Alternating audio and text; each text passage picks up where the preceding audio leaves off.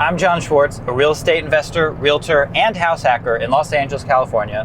This is Investment Property Nerd, and we are headed to Long Beach for another house hack property tour. The property we're going to look at right now is a duplex that one of my clients has under contract. We're in escrow, we're in the due diligence process, and I'm actually headed down there to do an agent visual inspection. The property is a duplex of 1-bed, 1-bath units. It was built in the 1940s, and there's a couple of reasons why I think this is an excellent house hack. First and foremost, as always, is location. This property is in the kind of neighborhood where I most like to buy, just outside of the hippest area of town. What's great about these kinds of neighborhoods is that if you upgrade the interiors of the units enough, you can attract the best, most high-quality tenants, even though you're not buying the building at the same price that you'd be paying if you were buying in the hippest, coolest part of town. This property is on 15th Street, which is north of 11th, but south of PCH. Perfect for this strategy. Number 2, the building will be delivered vacant. This is fantastic. It means we can actually do the upgrades we want to do. And number 3, there's a 2-car garage on the property. And because the property is a corner lot, the 2-car garage faces the street.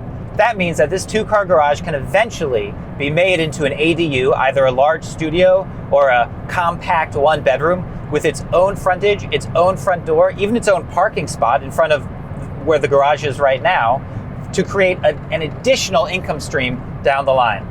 So as I said, we're headed down to the property right now so I can do my agent visual inspection. I'm going to bring you along with me so you can see the property, and then we'll head back to Investment Property Nerd HQ.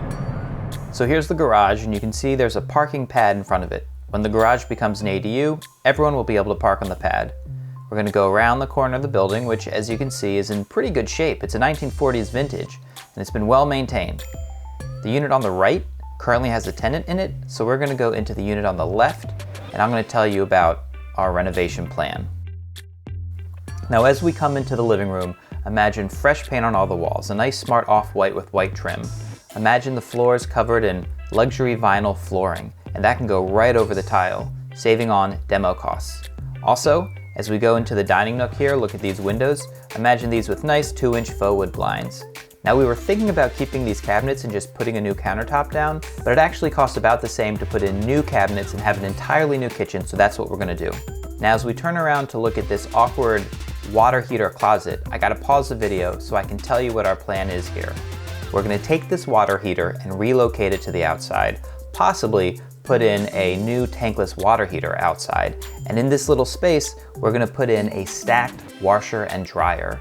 Having laundry inside the unit is going to attract the kind of tenant who will pay extra to have that amenity. Let's keep going.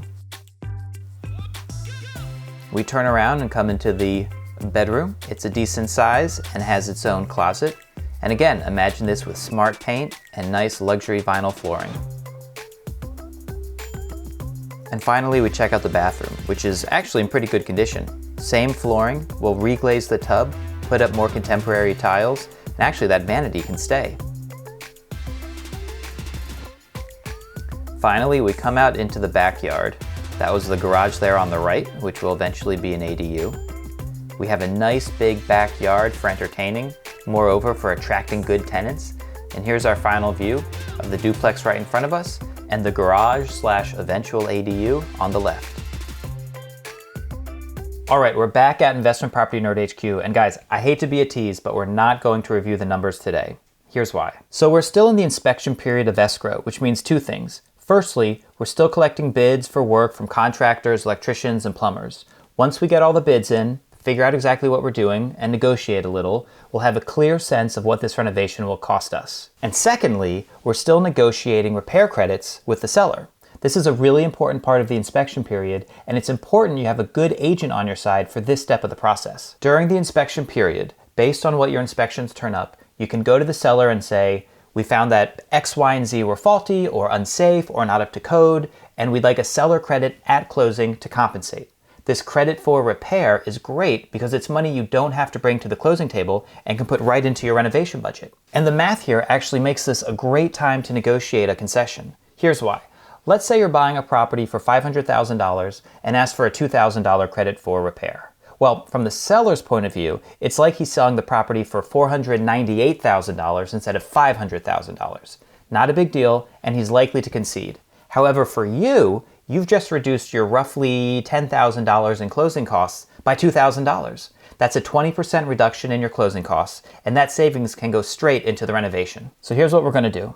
Hit that subscribe button, because in the coming weeks, I'll be sharing the numbers behind this house hack and documenting the entire renovation. This is gonna be a fun one, and I don't want you to miss any of it. So hit subscribe, hit the notification bell, smash that like button, all that stuff, and stay tuned. Get in touch with me if you're looking to house hack in Los Angeles, and I'll see you next time on Investment Property Nerd.